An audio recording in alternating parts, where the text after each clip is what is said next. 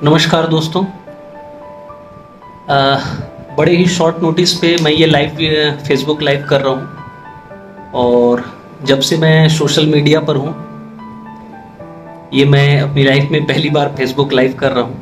आज का ये लाइव दोस्तों मैं इसलिए कर रहा हूँ कि कोरोना महामारी जो फैली हुई है और इस कोरोना महामारी को वैश्विक महामारी को फैले हुए आज लगभग 1 वर्ष का समय बीत चुका है और 1 वर्ष के समय बीतने के बाद और अभी जो सेकेंड वेव चल रही है और उसके जो परिणाम हम देख रहे हैं अपने आसपास अपने पूरे देश में।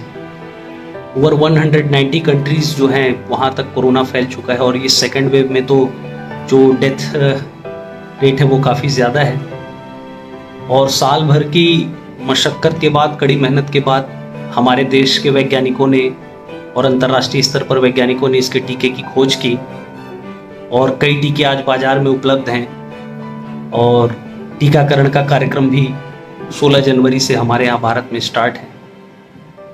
अब चूंकि मैं एडमिनिस्ट्रेशन में हूँ तो मैं ये देख रहा हूँ कि टीका लगवाने को लेकर लोगों के मन में बहुत सारे भ्रम हैं, बहुत सारी भ्रांतियाँ हैं और लोग कतरा रहे हैं इस टीके को लगवाने के लिए। तो कुछ वैक्सीन्स जो हमारे यहाँ इंडिया में अवेलेबल हैं वैक्सीनेशन के लिए, उनके बारे में मैंने कुछ सामान्य सी जानकारी एकत्रित की है तो मैंने सोचा क्यों ना साझा करूं आप सभी के साथ। तो मैं बताना चाहूँगा, जैसे अभी हमारे यहाँ जो वैक्सीनेशन हो रहा है उसमें हमारे पास 2 टीके अवेलेबल हैं। पहली तो है कोविशील्ड और दूसरी है कोवैक्सीन। कोविशील्ड जो वैक्सीन है उसे ब्रिटेन की ऑक्सफोर्ड यूनिवर्सिटी और एस्ट्राजेनेका ने मिलकर बनाया है और इसका जो निर्माण कार्य है वो हमारे पुणे के सीरम इंस्टीट्यूट ऑफ इंडिया में हो रहा है। और हमारी दूसरी वैक्सीन जो है कोवैक्सीन, वो हमारी इंडिजिनस वैक्सीन है, भारत निर्मित वैक्सीन है, जिसका निर्माण भारत बायोटेक, ICMR और विषाणु विज्ञान संस्थान ने मिलकर किया है आपसे समन्वय से। तो ये जो 2 टीके हैं कोविशील्ड और कोवैक्सीन, ये टीकाकरण के लिए उपलब्ध हैं। अब पहला प्रश्न ये उठता है कि क्या आम आदमी के पास ये चॉइस है कि वो कौन सा टीका लगवा सकता है? तो मैं कहूँगा नहीं, क्योंकि टीके जो है वो राज्य शासन जो है वो ऑर्डर कर रही है। उन्होंने सीरम इंस्टीट्यूट ऑफ इंडिया को भी ऑर्डर किया हुआ है, भारत बायोटेक को भी ऑर्डर किया हुआ है। तो जिस तरीके से हमें वैक्सीन की खेप मिलती है उस तरीके से ही उसकी वैक्सीन की उपलब्धता के आधार पर ही टीकाकरण को आयोजित किया जा रहा है। हाँ, एक बात ये ज़रूर ऐड करना चाहूँगा कि जिसे कोविशील्ड की पहली खुराक लगेगी उसे दूसरी खुराक भी कोविशील्ड की लगेगी, जिसे पहली खुराक कोवैक्सीन की लगेगी उसे यह सुनिश्चित किया जाएगा कि उसे भी दूसरी खुराक कोवैक्सीन की ही लगे। तो ये एक चैनल है, लेकिन आप ये तय नहीं कर पाएंगे कि आपको कौन सी वैक्सीन लगेगी। जो भी आपका नियरेस्ट सेंटर होगा, हेल्थ सेंटर या वैक्सीनेशन सेंटर जहाँ सेशंस आयोजित किए गए, वहाँ जो वैक्सीन उपलब्ध होगी वो आपको लगवानी चाहिए। अब दोनों वैक्सीन की जो सेफ्टी है और इफिकेसी है उसके बारे में जो कुछ जनरल फैक्ट्स हैं जो रिनाउंड मेडिकल जर्नल्स या प्रतिष्ठित समाचार पत्रों में प्रकाशित हुए हैं, उन तथ्यों से मैं आपको अवगत कराना चाहूँगा। और उन तथ्यों को जानने के बाद ये मैं बिल्कुल मुझे पूरा विश्वास है कि जो मिथक हैं, जो भ्रांतियाँ हैं टीकाकरण को लेकर के, वो ज़रूर टूटेंगी। तो कुछ फैक्ट्स जो मैंने कलेक्ट किए हैं वो मैं आपके साथ साझा करना चाहूँगा। जैसे कोविशील्ड है, तो कोविशील्ड जो वैक्सीन है वो RNA टेक्निक पर काम करती है। वो कोरोना वायरस के स्पाइक प्रोटीन को, स्पाइक की जो कांटेनुमा स्पाइक प्रोटीन की लेयर होती है वायरस के किनारे, आप सभी ने देखा होगा, वो उसे लॉक कर देती है। और जब कोविशील्ड हमारे यहाँ लगना स्टार्ट हुआ तब जो इसकी जो गैप था फर्स्ट और सेकेंड डोज के बीच में वो 28 डेज का था।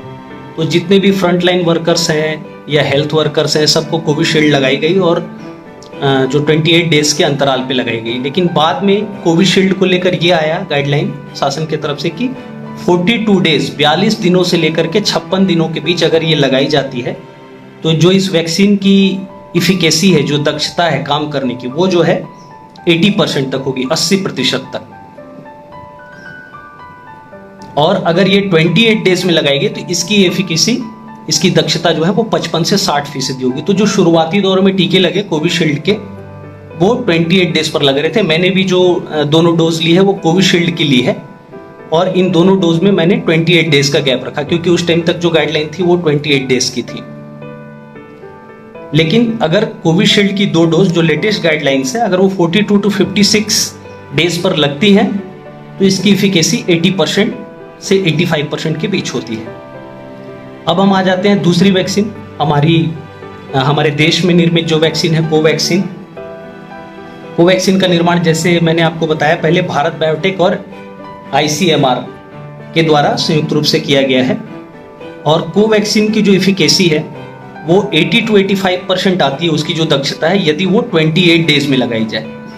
तो यहाँ पर कोवैक्सीन जो है, अगर समय का अंतराल देखें तो कोविशील्ड को 80% इफिकेसी लाने में 42 दिन से 56 दिन का समय लगता है, लेकिन कोवैक्सीन जो हमारी स्वदेशी वैक्सीन है, अगर हम उसे 28 डेज के गैप पर लेते हैं तो उसकी एफिकेसी जो है 80 टू 85% आ रही है।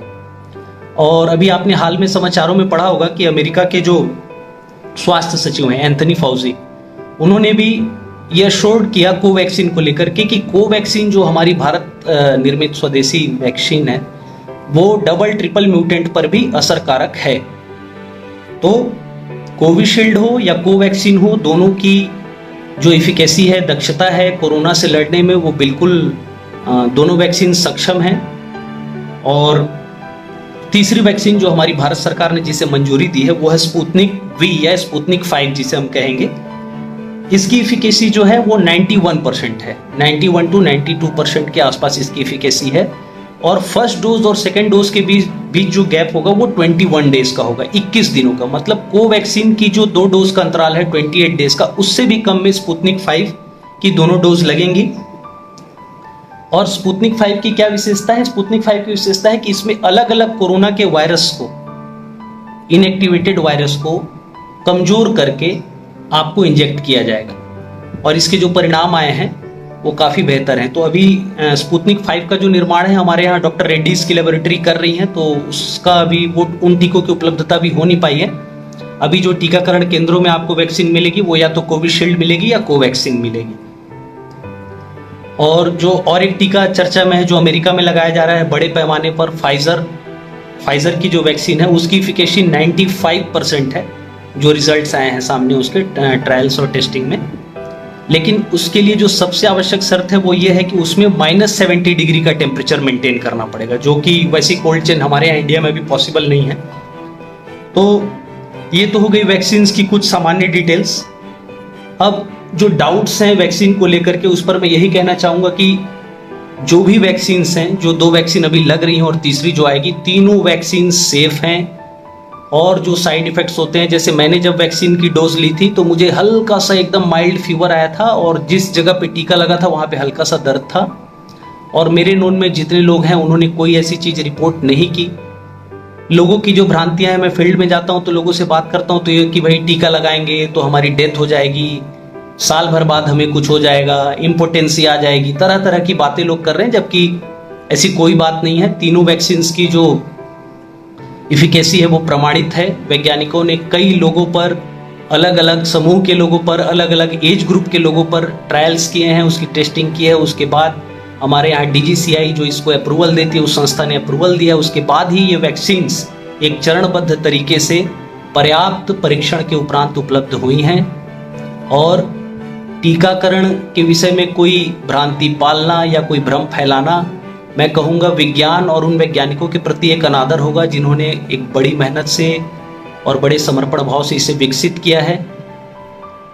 इसलिए जहाँ भी टीका अवेलेबल है, और आज से तो माननीय उच्च न्यायालय के निर्देश पर सभी समूहों को टीका लग रहा है, तो जो भी नियरेस्ट वैक्सीनेशन सेंटर है वहाँ जाइए और प्लीज़ अपना जो वैक्सीन का शॉट है वो लीजिए।